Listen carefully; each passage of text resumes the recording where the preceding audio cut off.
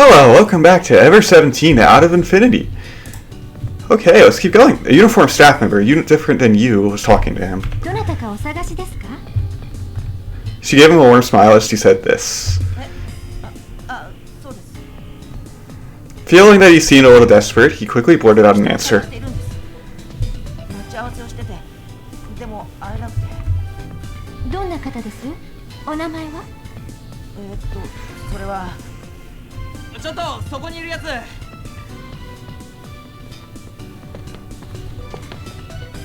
Suddenly, the sounds of footsteps came rushing at him. Oh, who's this? Running feet break sharply beside him. The guy was out of breath.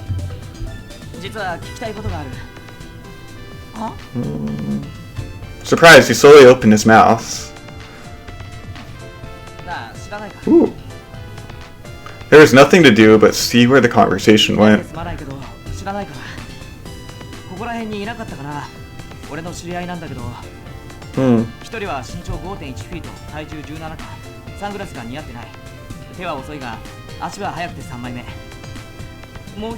Okay.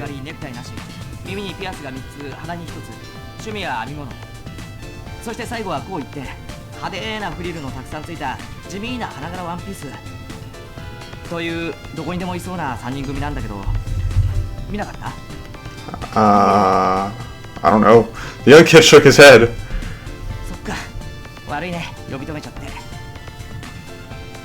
Waiting slightly, he left. The youth continued down the corridor ahead. A girl came over to him and started talking to him enthusiastically. He thought he had seen her before. I wonder if she knows that kid. But a troubled expression appeared on his face.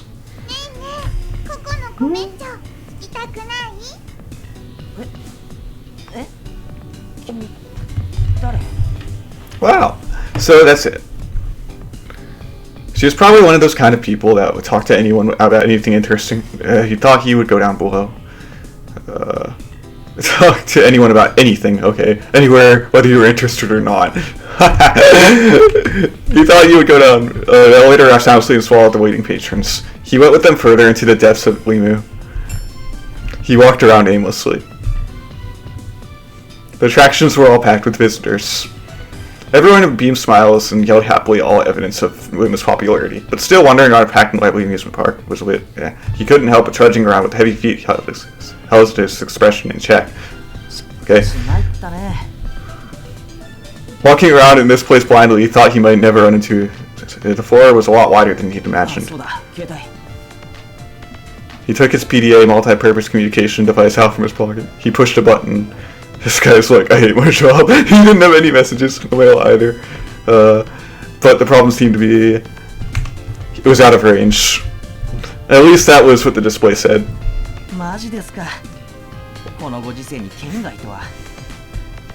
Then he recalled, no, I'm pausing that for sure. Then he recalled it said something about this being a giant tunnel in the middle of the ocean where only select radio waves could reach.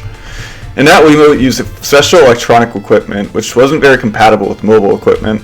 More than anything, they didn't allow PDAs to work inside, so the facility would be completely separated from the world above as part of the attraction. At least that's what they told him at the entrance, but he hadn't listened to a word of it. Okay, maybe I should get them to broadcast a message over the intercom. He thought it might be best to just ask a staff member. He decided to look for one. But there wasn't a uniformed person in sight. There weren't many people walking around the corridors either. He turned a corner and entered a completely different corridor. There, right in front of him, was the giant Tanuki. It was the one he'd seen at the gate coming in. The Tanuki was operating a panel on the wall. I'll bet that's a LeMU employee. Thinking of it perfect timing, he saddled up to the Tanuki and called out.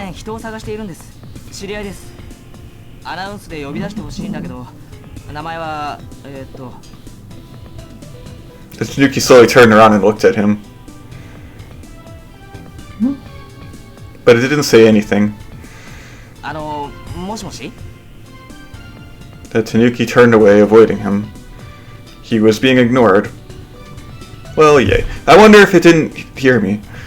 The Tanuki was wearing a big stuffed suit and was a full head taller than him. There was the definite possibility that his words weren't even reaching the ears inside. He asked the question nicely as he poked at Tanuki in the ribs. He continued talking as he pinched, pulled, and released the Tanuki's flank. He thought that for a mascot suit, the Tanuki shot him a pretty awkward, realistic glare before it turned to walk away. Upset at that, he grabbed the Tanuki's shoulder.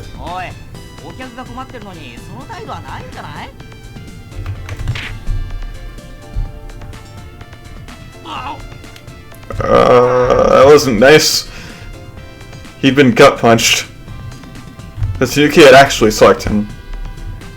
Not even his parents had ever even really spanked him before. It had been a totally cheap shot. The Tanuki had landed a solid uppercut.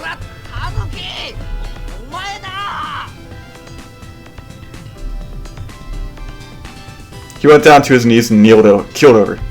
Nearby visitors reacted. Well... A Santa Park employee appeared from the door. He's not very friendly. It was the Tanuki, no forget it. Whatever. No forget it.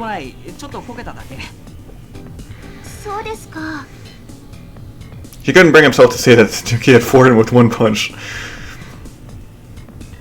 The big Tanuki turned its back and ran.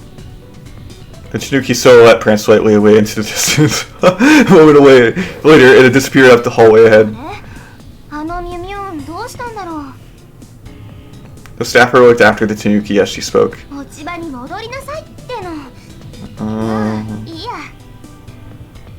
She looked at him again and smiled, laughing.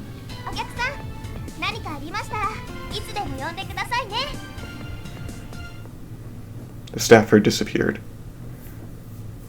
I see. That wasn't a Tanuki, that was Myun. He wasn't sure why Myun had hauled off and punched him, but he knew that wondering about it wouldn't help, so he decided to forget about it. He needed to be getting somewhere. He muttered this as he composed himself. He knew there should be several attractions at the other end of this corridor. His friends might have been looking for him as they waited in line. His legs were so tired that he could barely move. This is... the world's worst theme park. And that was exactly how he felt. Hit by a slight dizzy spell, he leaned against the wall. He sighed.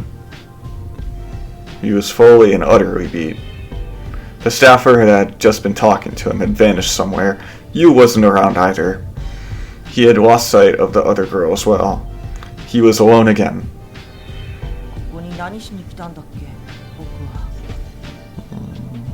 He thought that maybe he should have waited where he was before after all. Having lost his destination, he rode the elevator from the aquarium and returned to the basement floor 2. Basement floor 2 is White Stock. The second floor. I screwed up. The rest area is down one more level. He felt like he had come a long way from the elevator room. He didn't know which path he should take to go down. Which way?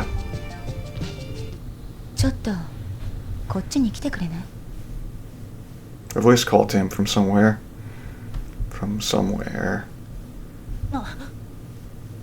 From the shadows of the path, the owner of the voice was beckoning to him, but the hand did not belong to a human.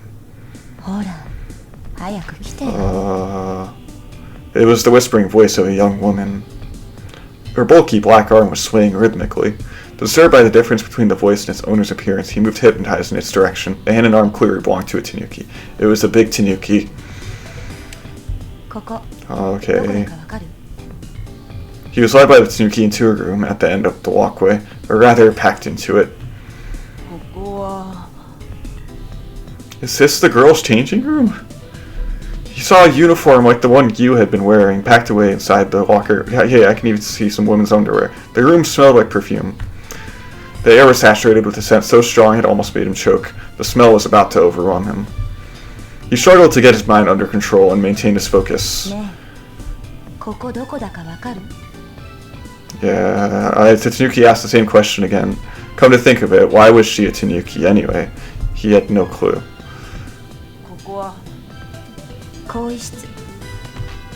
She said this before he could answer.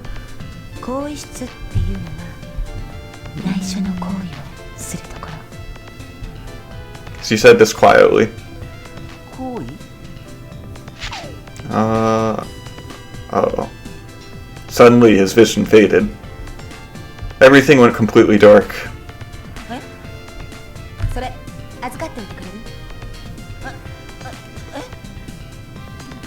Look after? He didn't understand. Oh, right. So, is that a costume? Wear it? He had no idea what she was talking about. He didn't understand why, but he couldn't move. He was powerless to resist her and let her do what she wanted. In a moment, something completely covered his body.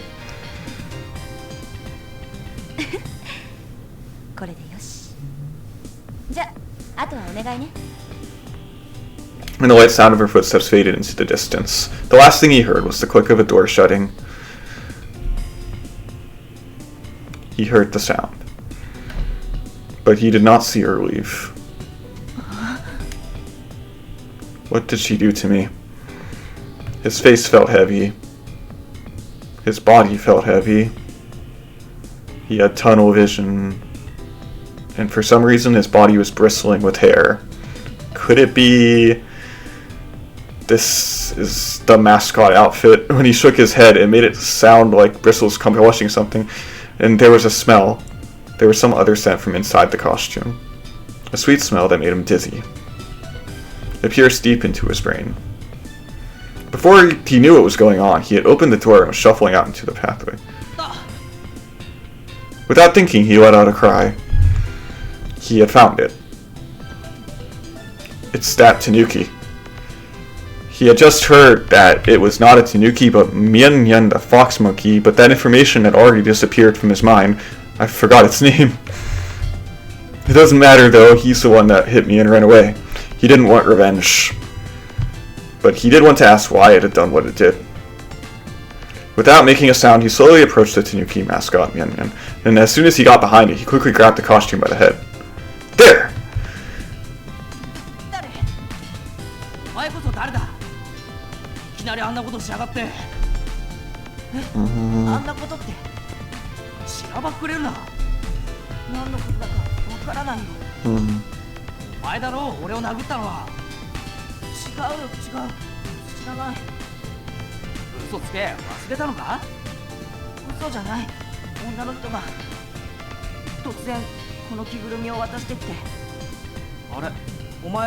What now?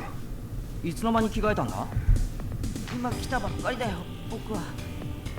今来たばっかり? おい、何言ってるんだ? だけど、どうしてこんな。 At that point, the Tanuki collapsed. He collapsed in full Mien Mien regalia. Takeshi shook his shoulders, but there was no response.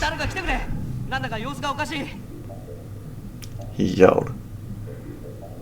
Visitors watched from a distance. A female employee had heard the fuss and came running.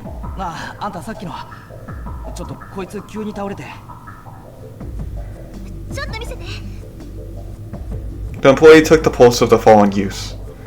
Takeshi wondered if she had any medical knowledge.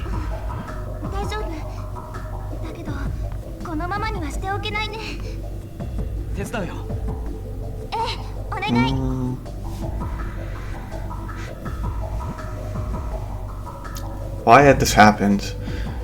He had no idea.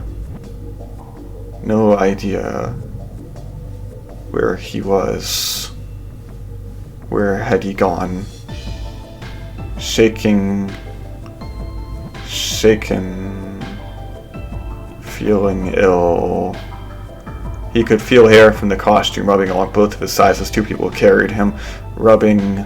He wished they'd get the mascot suit off him quickly. The fur felt nasty. It was hot. So hot. So hot he couldn't stand it. The heat made him feel faint. His consciousness felt like it would drift away. Why had this happened? It was strange. So strange. It wasn't him or her. He heard a different voice from somewhere. He had been hauled to the infirmary. でもなんだろう、貧血？着ぐるみが熱かったんじゃないか。着慣れないみたいだったから。ありえるね。熱射病かな。なあ、なんとかなりそうか。うん。重い病気じゃなさそうだし、しばらく休ませておけば大丈夫だよ。そっか。Well, that's not ありがとう、手 good. 伝ってくれて。あとは私が見るから。ああ、それじゃあ頼むよ。Looks like he'll be alright now, though. He opened the sliding door and left the room. 人助けか。俺はここに何しに来たんだっけな。A cool breeze was blowing along the walkway.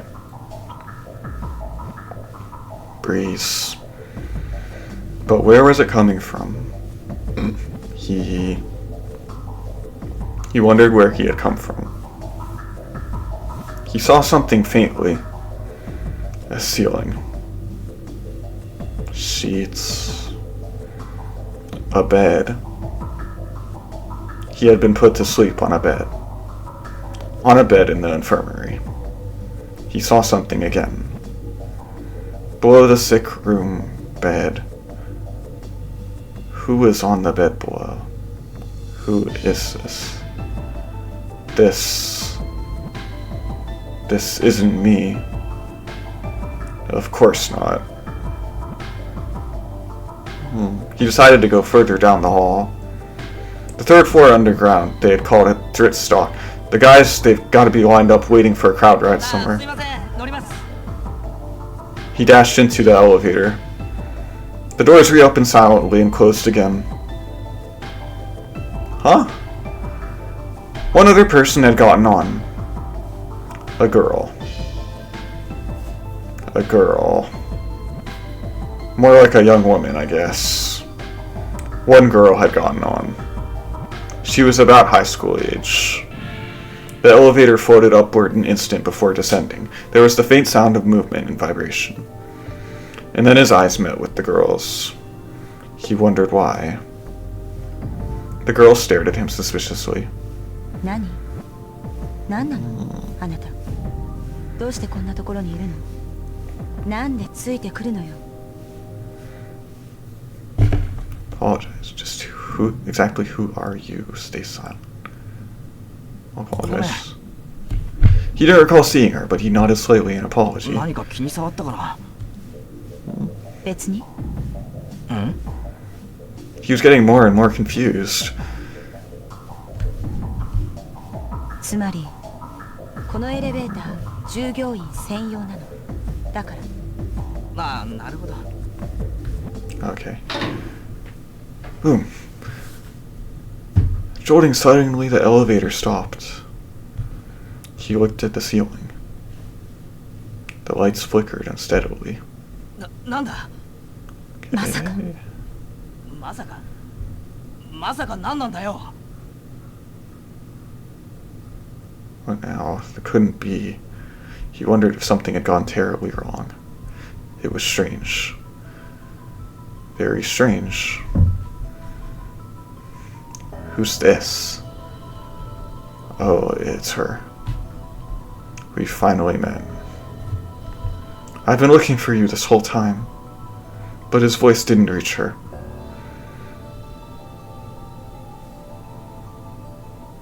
Oh. No, he couldn't hear her voice either, no matter how much he tried. No sounds reached him now. Darn, what's going on? But he saw a figure faintly. He was able to make sure. He could see himself and the girl talking over there. He saw it on the other side. I can see myself over there. He watched. And he watched. That's strange. No, it's odd. If I'm watching them, then who is the me watching me? Something felt out of place. Now he knew the truth and his lips trembled. Who is that? Who could the me over there be? He couldn't shake the feeling that something was wrong. It was like a dream. Whoa, It was like he was watching the continuation of a dream. But a dream couldn't have felt so powerfully raw. All the screaming and the sound of running feet. The shrill wailing of sirens. That wasn't a dream or an illusion. まさかって何を知ってる？何も知らない。あなたは何を知ってるの？知るわけないだろ。The lights gradually dimmed and finally went out. Why? He had no idea. He didn't know. There was no way he could know. But there on the bed. There. On the bed. There.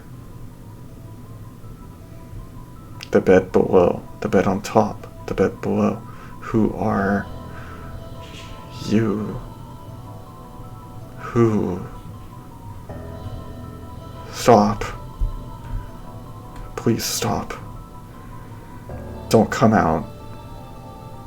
Please don't come out. Stay inside. Don't crawl out of there. Stop. Please. Stop. Stop. No. There was nothing to fear. It was alright. Because there was no longer anyone. Because there was no one there. おい、誰かいないのか？俺はここだ。ここにまだいるんだ。誰か出してくれよ。返事をしてくれ。誰かいませんか？ Oh. Nobody answered. The surroundings were filled with silence. なんだ、誰もいないのか。一人。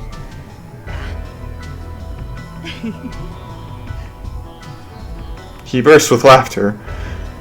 The ultimate feeling of liberation. There was no one to restrain him now.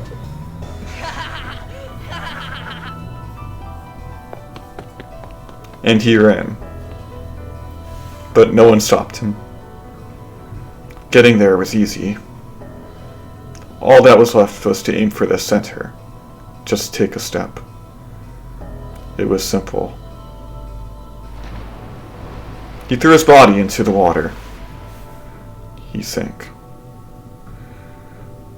Deeper, deeper, and deeper. Sound died away. The embrace of unbelievably pure silence. Not even a beam of light pierced the darkness. All he could hear was repetitive, heavy breathing. He lost himself, mind short-circuiting. His vision narrowed and was overrun with blue. Deep blue. Blue. Something was strange. He wondered if it really was blue. Even though he was perfectly still, it seemed as if his heart was racing. Sweat poured off of him. His breath was ragged. Breathing was ragged and labored. Gradually, his consciousness dissolved into the darkness. Black. Endless black. There was no mistaking it this time. Everything was stained black. There were no boundaries to this color. His ears hurt. The ringing in them wouldn't stop. He felt pressure expanding in his lungs. He felt queasy, sick to his stomach. 気圧が低下してる。 I forgot. I need to pop my ears. With a pop, the air building inside his ears was released. 出口はどっちだ？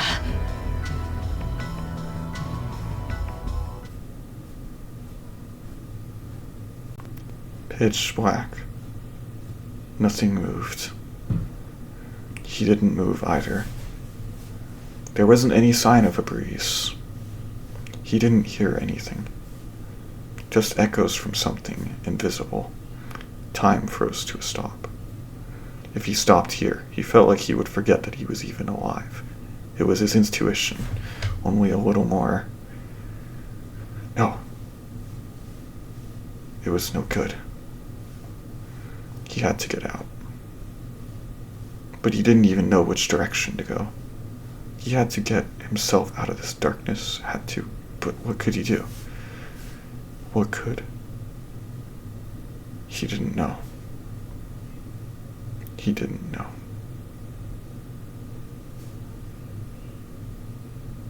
Just then he felt a faint, warm light. Light. A blade of light slicing through the flat world of darkness. And he knew the direction was over there. And that there might be a way out. If he could get over there. Got to find my friends. Who am I? I don't know what this choice is supposed to be either. I mean, this is a bad situation. I feel like I've got to find my friends is what I'm supposed to say. So what is who am I? I want to pick who am I, because I don't know what it is. I didn't know where I was, but I quietly opened my eyes. Who am I? The next thing I knew, I was on the bed. The ceiling was so white, it was slightly blinding. It smelled of disinfectant. I wondered where I was. A shadow passed above me on the bed. I wondered who it could be. No, wait a minute. Somewhere. I felt like I had met this person somewhere before.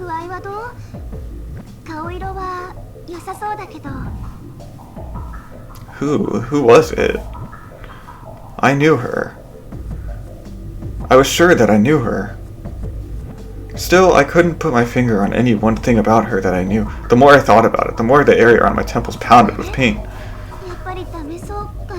Oh. I pressed my temples with the fingers of both hands, nodding slightly. Oh, jeez. Oh, no. Oh, did he just lose his memory? He got sleepy and stepped away from me. I raised myself up and looked around. The room was completely white, with a number of beds tidily lined up in a row. Looking behind me, there was a curved glass window in the wall. I got off the bed and put on my shoes, which were neatly arranged below me. I approached the window. Outside, as far as the eye could see, it was one endless sheet of blue. Transparent waves of light swayed gently in the deep wavy mist. I put both of my hands against the wall and pushed my face up against the glass. Just then, a flash of silver light darted across my vision. For an instant, I was afraid. Then I noticed it was just a fish. This is the middle of the ocean.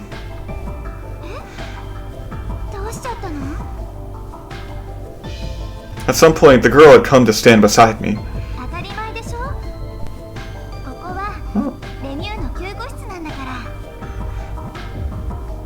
LeMU. The instant I heard that word, a flash of searing light reappeared in the back of my mind. That's right, that's right. I had come to LeMU. The theme park LeMU floating in the ocean, and I had been walking around LeMU with her.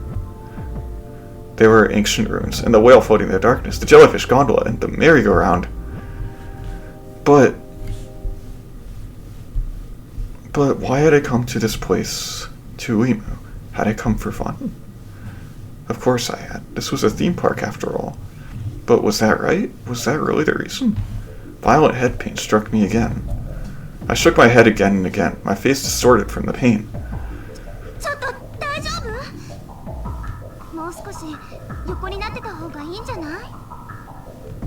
She helped support me as I returned to the bed. She held 2 white pills in her left hand. In her right was a cup filled with water. White pills, 2 of them. Thanks or no thanks? I'm gonna say thanks. Thanks. She looks nice enough, so I took the pills and gulped them down.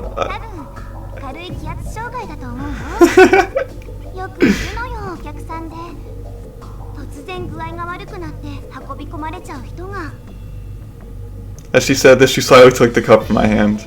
I sank my head back into the fluffy pillow.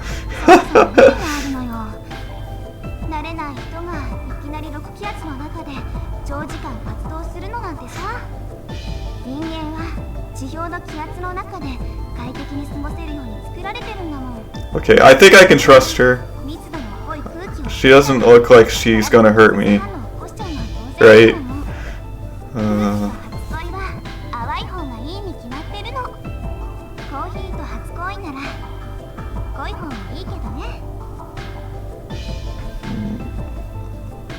She touched my face with the palm of her hands. The back of her slender fingers stroked my cheek. The smooth texture of her skin slipped down from my neck to above my chest, stopping. She smiled at me. Somehow I felt all embarrassed. I pulled the bed cover in my eyes and hid my face. Okay. Outside? Huh.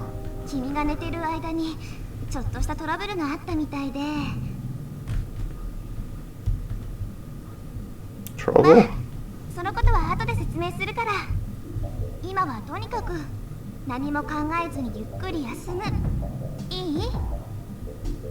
Seeing me nod, she walked away from the bed. Hey, wait a second. Just let me ask you one thing. Why am I here? I just told Cadet this is the LeMU infirmary, right? Huh? What?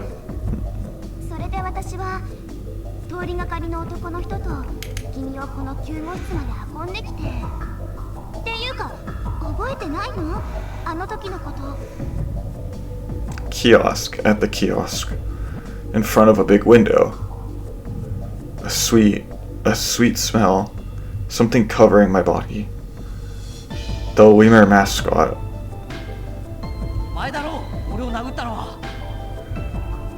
That's right, I remember, and I was struck dizzy. Like something being stolen away, I lost consciousness and...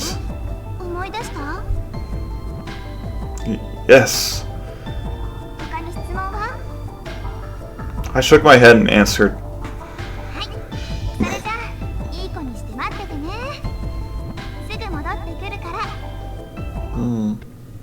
She patted my head gently and began walking for the door, while I turned my head to stare at her back.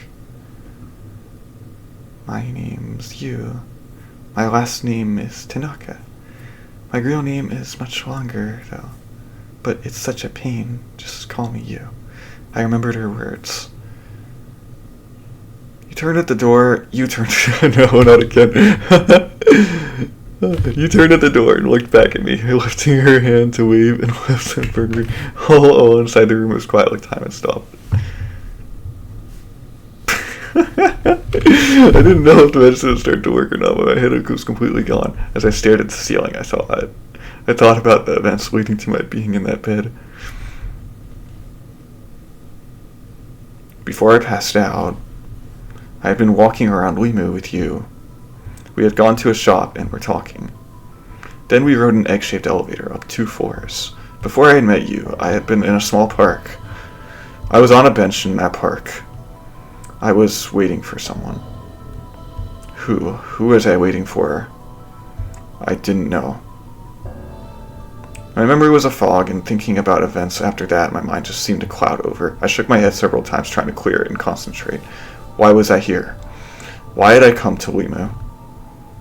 Did I come alone, or was I with someone else? What was I doing before I came to LeMU? How had I arrived at this amusement park? It's no use. I can't remember.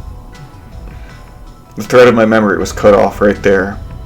That time on the park bench enjoying ice cream. I couldn't get beyond that. It was like getting lost in a forest and going to turn back, only to discover that everything had gone dark. I felt very strange. It felt just like I was in the middle of a dream. It felt like I had lost something very important, but I didn't know what that something was. And not being able to move forward made me feel that it was specifically because I lost something important. I felt an unpleasant sense of something lacking, and this sense of something not quite right irritated me. I took my right hand out from under the blanket and stared spacefully at the palm of my hand. The countless wrinkles etched there, intertwining, reaching out like the branches of a tree in complicated patterns, the pinkish skin and buried deeper the slightly blue veins, and 5 fingers. Had my mind had always had this strange shape, bizarre thoughts hit me from nowhere. No, my right palm was no different than it had ever been. Yet for some reason I felt that I had to doubt even that most natural facts. Maybe just possibly until a few hours ago I might have had 6 fingers, or 7, or maybe even 8. I felt like something was wrong. Or could I have been feeling this way because I lost something special? I opened and closed my hand, just repeating that meaningless, simple exercise. I wandered in the forest, searching for that one lost finger. The door to the infirmary opened and you returned. You dashed into the room and ran toward me as if she were going to bow. Bowl me over. Okay. Bowl me over. Huh. She shouted at me suddenly. Completely clueless, I simply laid there, stunned. You peeled away the blanket and dragged me off of the bed. What's the matter?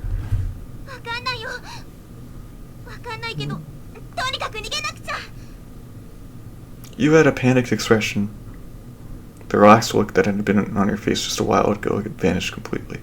Escape to where?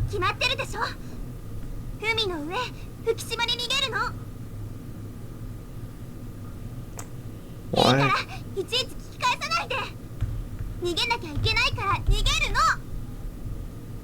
There was something urgent and powerful in Yu's words. You dragged me along.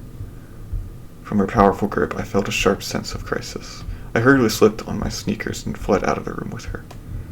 The instant we emerged into the sprawling corridor, my feet stopped. I sucked in my breath, my body froze, and I just stared at the light spreading before me. There was something missing. People, sound, warmth. No way, this can't be. The words I muttered were devoured by the eerie silence. Looking back and forth in the corridor, even in the furthest direction, there was no sign of people, just the man-made walls on both sides. Unnatural light, whiter than white, shone from the ceiling and gave off a cold light. Why isn't anyone here?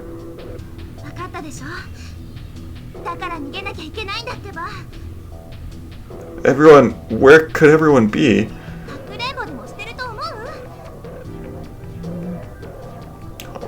Kidding. Huh? What does that mean? Saying that, you again tugged my arm. Hunched over and on the verge of tripping, I let you lead me through the wide corridors as we ran. Our footsteps were the only sound echoing in the quiet complex. The more we ran, the more out of breath I became. My heart was pounding. Really, everything just felt like a dream. A nightmare in which some unknown monster was chasing us everywhere, with no clue as to the identity of the monster, nor why we needed to escape. Hair-raising fear rose within me, and I was powerless to do anything. I simply cowered, in a world devoid of people, among faded colors. Just Yu's palms grasped my arm. Only the certainty of her touch, that one point of contact, allowed me to retain my connection with reality. Finally, we arrived in front of the elevator. You rushed to the front of the door and pushed the up button.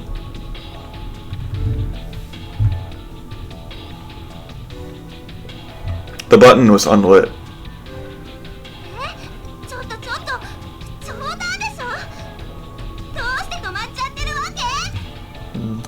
You struck the button repeatedly, but nothing happened. The lights stayed off.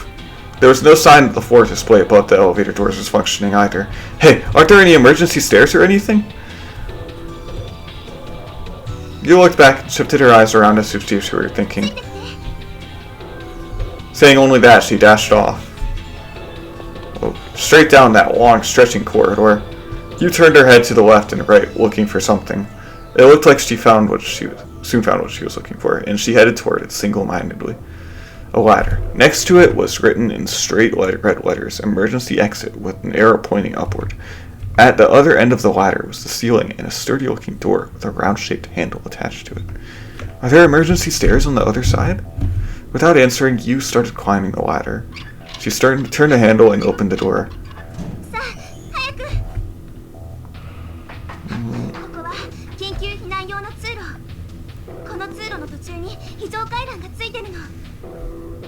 You told me this quickly while we ran. The corridor stretched in a gentle arc so that the far end was not visible. The scenery was repetitive, and I began to have delusions that I was running in place. Where in the world am I right now? How far do I have to run? I just had to thrust in you and chase after her back. Suddenly, you turned right. Inertia kept me going forward. Afraid I would miss the turn, I grabbed the corner with my hand, yanking myself around and chasing after you again. The route had become straight. Immediately to the left, a green-colored sign for emergency stairs was lit up. Below the light was a closed door. You jumped toward the door's handle.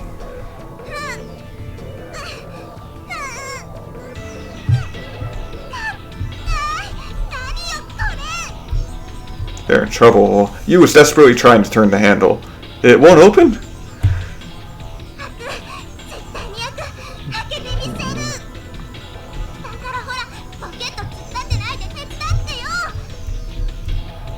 Spurred by her words, I firmly grabbed on the handle. I tried with all my might to turn it in the direction of the arrow that said open. What's with this? It won't budge an inch. It was stuck fast, almost as if it had been welded shut. It didn't look like it would move to the right or left.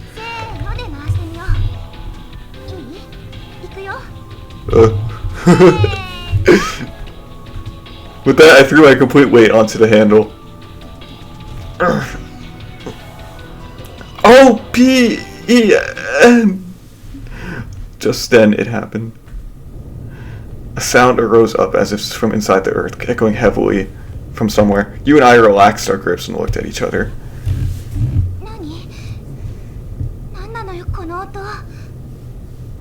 The walls shook. A small vibration shook the handle we had grabbed. The lights on the ceiling flashed irregularly. The metal mesh floor was clinging against itself. An earthquake?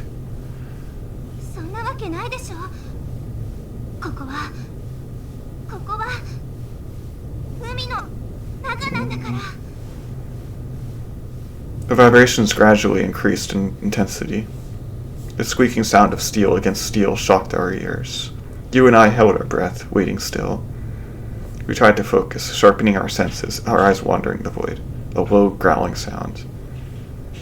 Like the groan of a monster. A monster approaching. A voice filled hate with rage and turned to a howling roar, sending shivers up my spine. Where is that coming from?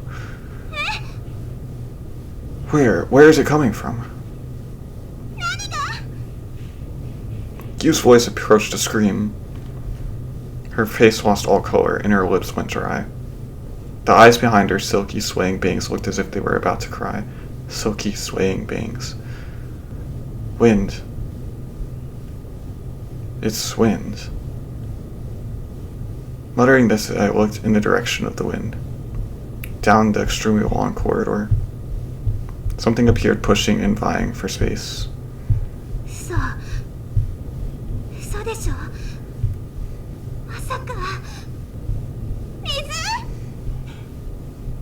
A monster came crashing toward us at a terrifying speed mixed in a royal spray of water.